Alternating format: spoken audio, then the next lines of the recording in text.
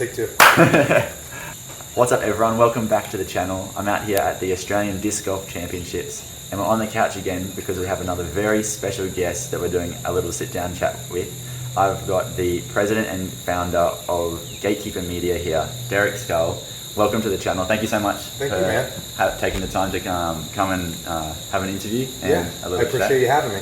It's a real pleasure and awesome to have you in Australia with the team. First of all, how's Australia been for you so far? I love it here. I've been here once before in 2006 and I loved it then, and I've been itching to come back. And as soon as I was able to get an opportunity to, I jumped right on it. Amazing, so cool. Great that you guys are here. And how did it come about that you guys ended up coming to the Australian Championships? Yeah, so one of the event staff members, they emailed me and had asked if we were interested in producing the video for them. So they were going to have somebody local film it potentially, and they were going to see if we could edit and post it on our channel. And then through conversations, they kind of started going a little in the direction of, well, maybe it makes sense for us to just go out here because, I mean, typically, like if you're editing something from somebody else, there could be a lot that goes wrong. Where if they want the true essence of what a Gatekeeper Media production is, we should be the ones filming it as well. So here we are. Jumped on the chance. Yeah. How good. Well, that's super exciting. And I guess before looking at sort of how Gatekeeper started, I'd love to know what your introduction to disc golf was and how you first got into the sport. Sure, yeah. Share about that. It was 2003. My dad bought some starter discs from the local sports shop and took my brother and I out to the park. We probably only played maybe once or twice a year for a few years, and then it might have been even close to 10 years before I had even thrown again after that. So I had moved, once I graduated college, I moved out to an area that the club was very, very active. And I worked with a guy who had heard that I was getting back into disc golf. So he invited me to come to leagues, which I didn't even know what that was. So I was going to random draw doubles that they had every week. And that was in Lancaster, Pennsylvania. So one of their smaller courses, it's more beginner friendly. So and I was still pretty new, so it was the perfect fit. I met a lot of really good people that I'm still friends with today, and we work with that club still. Oh, sweet. Yeah. Awesome. Okay. So then kind of, I guess, started playing a bit more after that. And big time. About 2013, 2014 is when I started playing like weekly. I'd go to those doubles events every week. And I caught the bug. I was going to our local Play It Again Sports, which is like a used sporting goods store. I don't know if you have those here. We don't have those in Australia, no, but I have heard about it, I guess. Sure. Trying to think of what would be a similar thing here. I don't know if we have too much where it's like used stuff. And so like I was buying a lot of like used discs at the time because I had no idea like what I was doing, and they were significantly cheaper. I just graduated college, so I didn't have a ton of money. Perfectly seasoned as well. Absolutely. So that kind of gave me an idea of what I liked. I remember one of the first drivers that I got was a Discraft XL.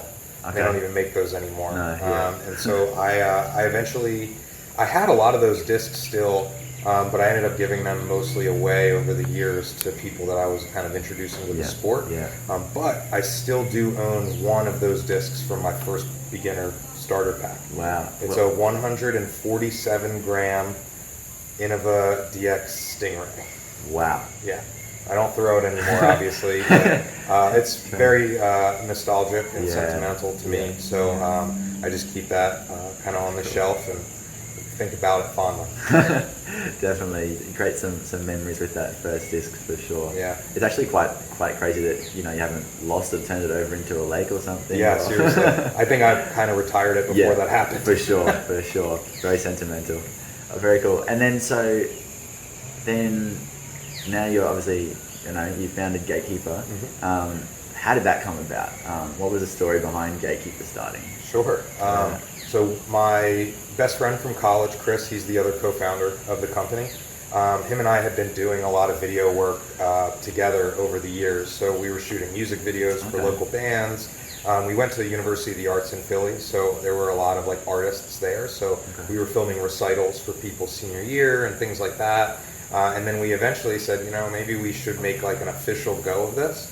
So we started Gatekeeper Media as specifically a drone company. Okay. Because we were drone certified. We had a Phantom 4 at the time.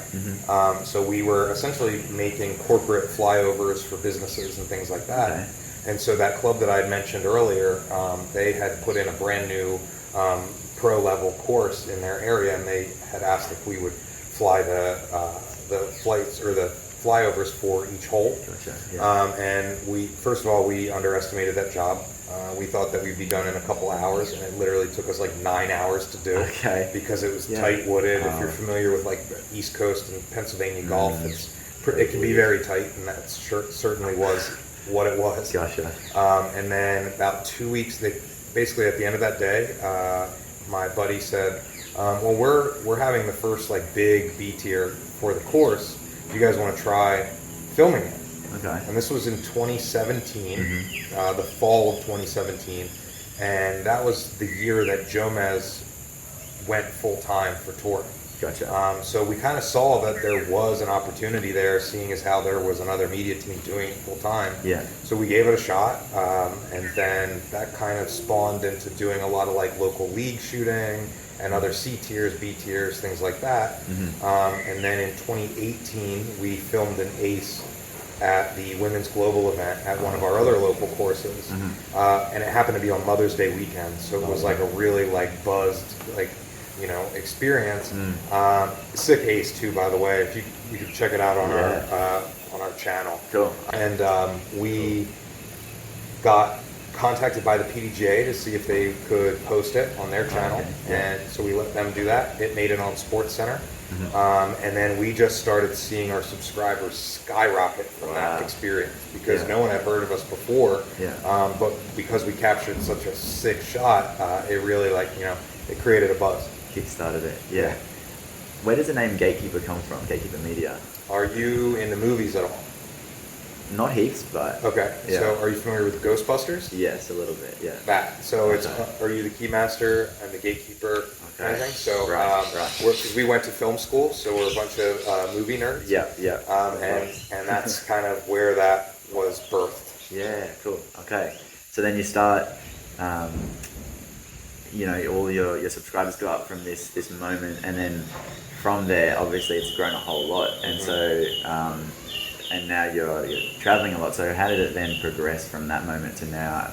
Traveling on the pro tour and filming for that. Yeah, for sure. So we were really lucky that the national tour had a stop in our area. So we're from Philadelphia, and the Delaware Disc Golf Challenge was at Iron Hill. That's only about 45 minutes away from Billy. Because we had such a good relationship with the PDGA after that ACE video, they had asked if we would be interested in filming Chase Card at that event. Cool.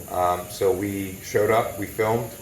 We were not fully prepared, but nonetheless, that was I think that was 2018 as well. Okay. So it happened pretty rapidly in that year. I would say we started in 2017, but our like exponential growth year of like what made this all possible was 2018. Okay. And then they liked what we were doing, so they brought us out to the NT in Vegas. Okay. So that was huge for us, and that was the 2019 LVC. But kind of leading up to that, we focused on as many B tiers as we possibly could. And we were focusing on state championships and stuff like that. Cool. So most states in America have their own championship, and they're, I would say, most of the time B tiers. But that year we filmed 3 state championships. It was Pennsylvania, New Jersey, and Colorado.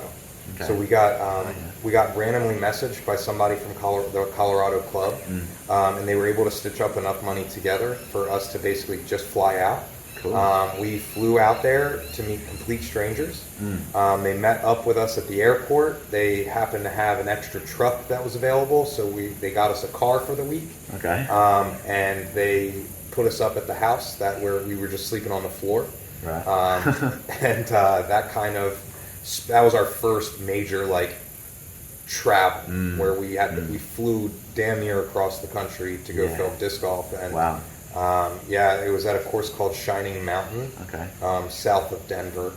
and it's on a ball golf course. But so there's ball golf happening where there's a disc golf track on that, but then they have 2 other courses that are built in the mountains. Cool. So we were able, and I would say, like, a lot of people have been asking me this week, like, what do we think about the elevation change here? I would say, honestly, Shining Mountain may have been one of the tougher courses to film those 2 mountain courses, because there were some spots where they were 10,000 feet in the air. Wow. Yeah, so the oxygen is very thin.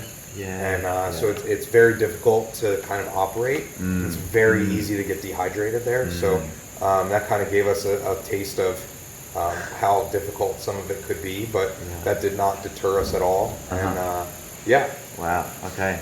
Yeah. So incredible opportunity to fly out to an event, which sounds super exciting. Roughing it a little bit in parts, but for sure. Well, we were roughing it until probably just a year and a half ago. Okay. Where the majority of like our lodging was in between tour stops. We were sleeping in tents. We were sleeping on couches. We were sleeping in a van, where it was a minivan, not like a build or anything. It was Chris and I in the back seat of the van with all of our gear pushed in the front seats so that we'd have room to lay down. Wow. In Walmart parking lots, which you call them Big W here. Okay. So that's, wow. And we picked those because we would roll up right around the time they were closing. We'd buy our food in there. We'd eat in the van. They had Wi-Fi in the parking lot, so we'd be able to watch like Netflix or something like that, and then crash, wake up in the morning, brush our teeth in the parking lot, and keep moving. Wow. It's incredible to hear that, because I don't think a lot of people really hear about the grind that it is to be. It really was. To be that, yeah. So at this stage, it's just the 2 of you still? It's just Chris and yourself? At that stage, yeah, it was just Chris and myself, because we didn't have money to be able to pay. Like, we were barely even paying ourselves, to be honest. And at that point, are you full-time doing that at that point, or is it not quite? Not quite. At the start of like that era, that wasn't necessarily the case. Where we were both working for Apple. Actually, at the time. Okay. And then I'd say 2020 was when we really started pushing for like a full-time tour. So like in 2019, we did like the Northeast swing. So we had MVP, GMC, we did LVC that year. So we had a pretty good list of elite events just in that year, which prompted us to be able to get a full year contract in 2020. Cool. Okay. I guess because they liked what we were producing. And so like we were slowly like adding new equipment and improving our production quality and things like that. And we flew out to LVC for 2020, drove out to the Memorial Championship at Fountain Hill. And then everything started shutting down while we were out there. Yes. So we were really scared. We had no idea what was happening. And essentially we kind of screwed up and missed our flight. Oh, no. And then in the panic, we had to get the next available flight because we were afraid we were going to get stuck there because everything was shutting down. And so, that ended up costing us like $2,000 to get home. Oh, man. Because we were just so scared. And essentially that we ended up spending the majority of like our savings for the company to get home, and then everything shut down and we had no work. For about 8 months or so. Wow. Yeah. Okay. Wow.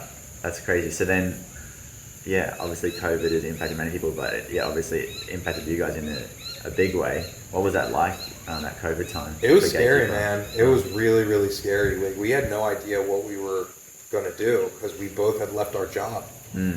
Literally, and had only gotten 2 events in before it shut down. So we were like, this is... And we weren't going to be able to get another job because everything was shutting down. So we had no idea what the future was. And we were just very lucky that COVID truly boomed the sport to the point where, we started the tour back up in about 8 months' time.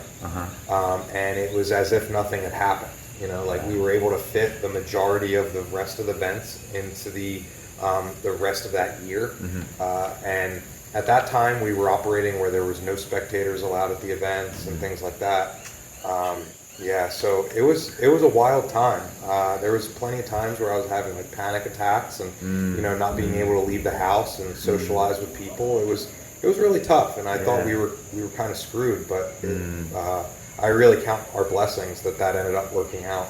Yeah, that would have been extremely difficult and just so uncertain to know what was going on. That's exactly what it was. Yeah, I just had no idea. Yeah, you just freshly started committed to this, and then all of a sudden shut down, no work, nothing. Yeah. But then, there were no spectators, but yet everyone was hungry for disc golf content and disc golf at the same time. No spectators helped that. Well. Yeah, and then disc golf at the same time is taking off because it's one of the only sports people can do. Mm-hmm. So then, how have you seen that impact the company? It allowed us to expand the team essentially, because we were just getting so busy that we just couldn't keep up with just two people, because we were doing next day coverage with two people. Can we talk about that a little bit? What goes into next day coverage with two people, and also if you talk about a little bit what it's like now, because if you don't know, Gatekeeper does next day coverage of the tour events, which is insane. And so what goes into that? Because I've seen you guys running around here crazy, even just in the filming part, but then what goes into that? Yeah, so we would essentially film the event, and once the round was done, we would essentially go right back exactly where we were. And at that time, we were staying in hotels. Okay, so it's upgraded from the parking lots. Exactly. Okay, because there was no way that we'd ever be able to do next day in a parking lot. Yeah, absolutely no way. So we would go back to the hotel. Depending on how rough the day was, sometimes we would take a nap immediately, and then wake up and start editing. And so at that moment in time, we didn't really have things automated because we were still pretty new to the process. Yeah. So Chris would be working on all the graphics and everything, and I would do all of the edit from 1 to 18. Okay. So I'd burn through the front 9, and I'd give him the project file. He'd start mastering and putting that together as I would finish the back 9, and then by the time he would be finishing up that, I'd be finishing up the back 9 and be able to send that over to him. Wow. And then essentially he would be up. There were a lot of times where we were running on 2 hours of sleep a day. Yeah. I was gonna wonder about the timeline. So you sort of finished the round at about 5 p.m. or is it a bit later maybe? Or? Yeah, I would say about 5 to 6 sometimes, depending on the course. Yeah, so quick nap, and then you're working kind of through the night essentially. Pretty much, So living on coffee and junk food and candy and all kinds of stuff. Yeah. Perfect. It took a toll for sure. And we would have to do commentary as well. Yeah. We would have to line up commentary with players and record it in the morning before we would have to go back out and film. Yeah, okay. And so sometimes, depending on who we were using as our commentators, if they didn't play well, they were playing early. Yeah. Right. So sometimes we would kind of get screwed where we wouldn't be able to record the commentary for next day until after the next round. Right. Not ideal.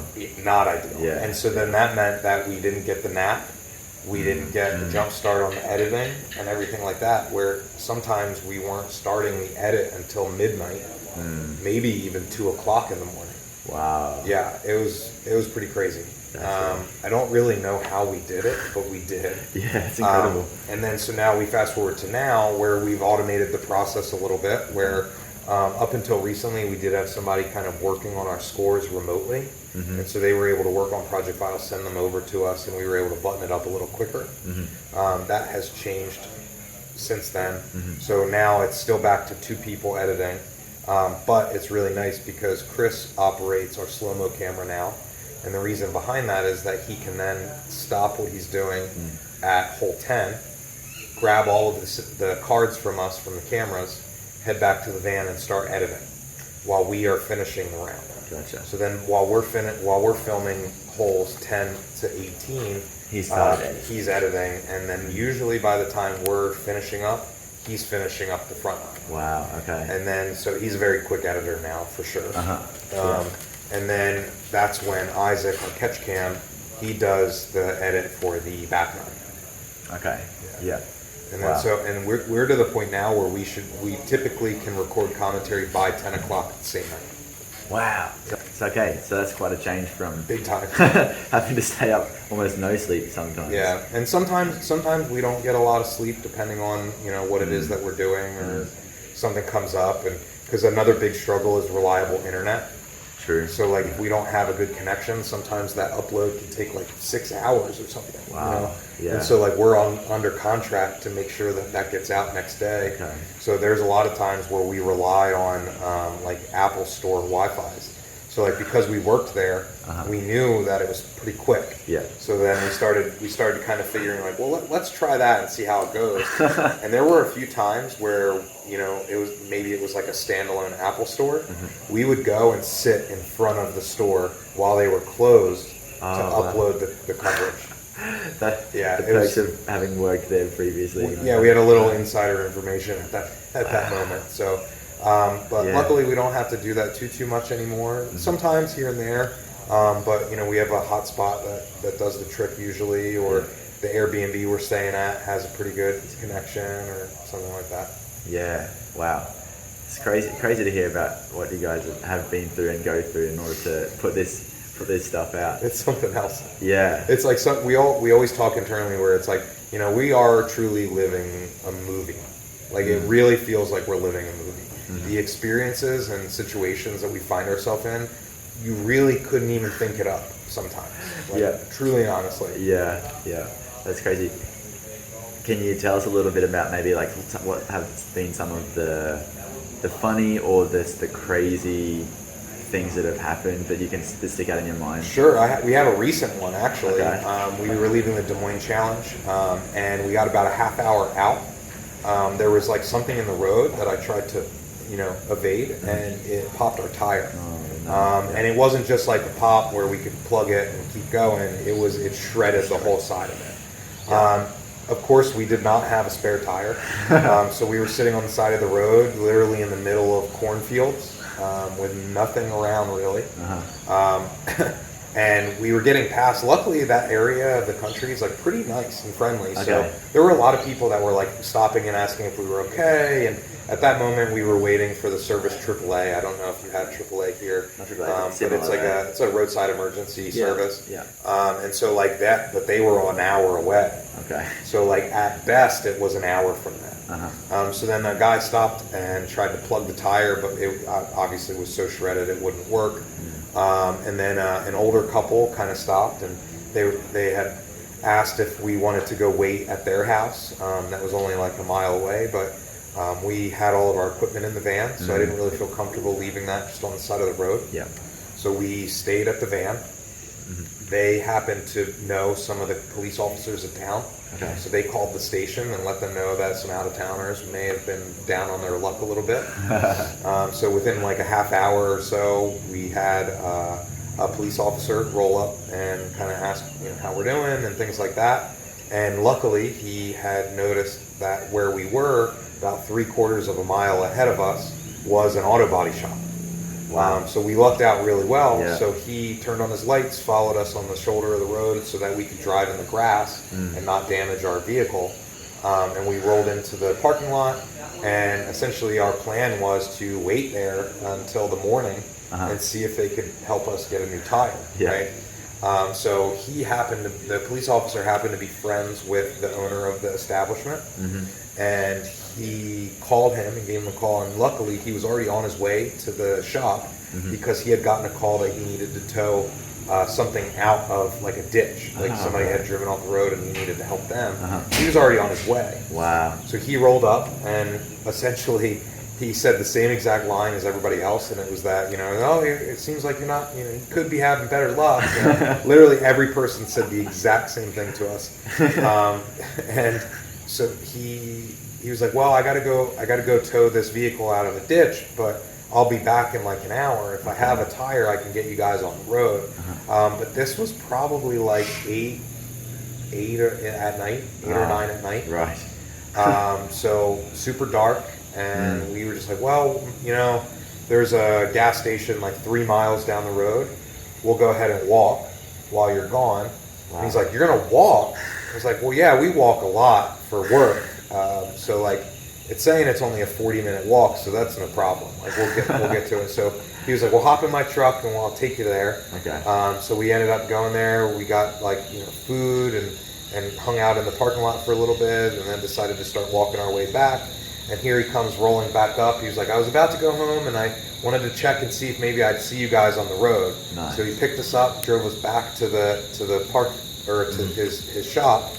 And he said, well, I did find a tire here. I could get you guys set up if you want to go. And at this point, it was like 11 at night. Right. And we were driving to Worlds in Emporia. So we still had about a 3.5 hour drive from there to go. And I was like, I don't really want to drive and get there at almost 3 in the morning. Like, we're really tired, and I think, do you mind if we sleep here? He goes, no, in fact, you should have picked up some beer if you're going to be camping. And so he let us pitch our tents in the parking lot, or in the grass area of the parking lot. And he went into the shop and grabbed a 6-pack out of it and gave us beer and let us camp in the parking lot. We woke up right when the business opened at 8 in the morning. They fixed our tire in literally 15 minutes, and we headed out. And that's to Worlds. Yeah. Wow.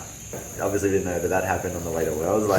These are the stories you don't hear every day. So, I mean, I'm sure you could talk for ages on all the. In fact, there's been so many that I forget half of them. They all start kind of blending together, and some are more wild than the others, and they overshadow the other ones. Things like that. But it literally is never a dull moment. Yeah. What a wild ride. Yeah. Crazy. I know I've taken up a lot of your time, but just a couple more questions. Sure. You've obviously traveled to a lot of the Pro Tour courses and more, obviously, and probably played a lot of courses on your way to different events as well. Yeah. Do you have a ranking of maybe top 3, top 5 courses that you've been to or played? Or Yeah. So Maple Hill will forever and always be my number one. Literally one of the best courses that you could possibly be at. The grounds are just so beautiful and so well kept, and the groundskeepers there do such an amazing job, and the Dodge family is so good about being creative, and they really made the place a destination, right? So that's probably will always be my number one. And we're really, really close with the Dodge family. So every year for MVP Open, we stay with them at their house. Awesome. And we are truly part of the family there. Cool. I feel very honored to be a part of that family. But we have family dinners with everybody. Amazing. Steve's mom gives us a hug. She's our new grandma and stuff like that. So it's really, really cool. I'd say, that's my number one. Smuggler's Notch is definitely my top 3, and that's because Brewster Ridge is an amazing wooded course. And it's one that I really enjoy playing, but the grounds are so beautiful. It's very mountainous. You can camp up there. There's really great hiking, waterfalls, all kinds of stuff. So cool. And to be quite honest, this year was the first year we went, but Des Moines Challenge is a really, really nice property. I don't necessarily think that it's my favorite to play, but it's one of my favorites to spectate. Okay. Yeah. Okay.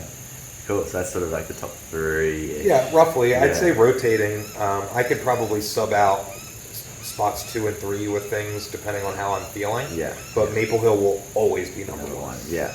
You hear that a lot, don't you? That's just the destination course. And it truly is real. In mind. An honorable mention that I'd like to talk about is Stafford Woods. Okay. That's in New Jersey, and that's it's not really a best kept secret for our area, but and it was a Silver Series last year, so people are a little more familiar with it. But we've been covering the Stafford Open since it was an A tier. Okay. So we feel like that's very close to home for us. I mean, it is close to home, but it's got a special place in our heart. And honestly, if you're in the Philadelphia area, Sedgley Woods is the second oldest disc golf course in the world. Okay. So the short layout is still the original, pretty close to it, the Steady Ed design that was made in 1978. Wow. Okay. And so that's my home course. Cool. And so I feel very lucky to have that small course right in my backyard, and then an amazing pro level, pristine course just over the river in New Jersey. Amazing. Cool. Awesome. I'm definitely gonna have to go check those out sometime. For sure. I think. And let me know if you're in the area. I'd be glad to show you around. Amazing. That'd be really cool.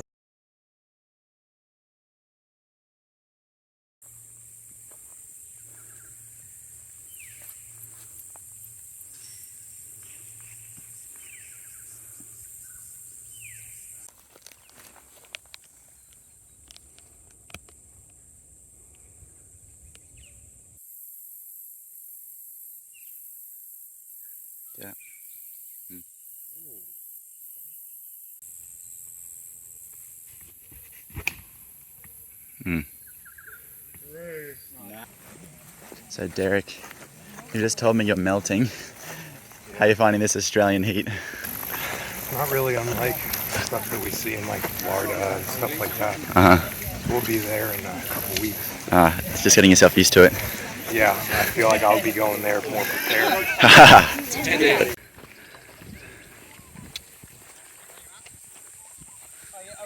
Derek, So, who does most of the driving in the crew? in the States, it's me. Uh-huh. Here, it's Chris. Okay. How come? The rental's under his name. Okay, that's the thing.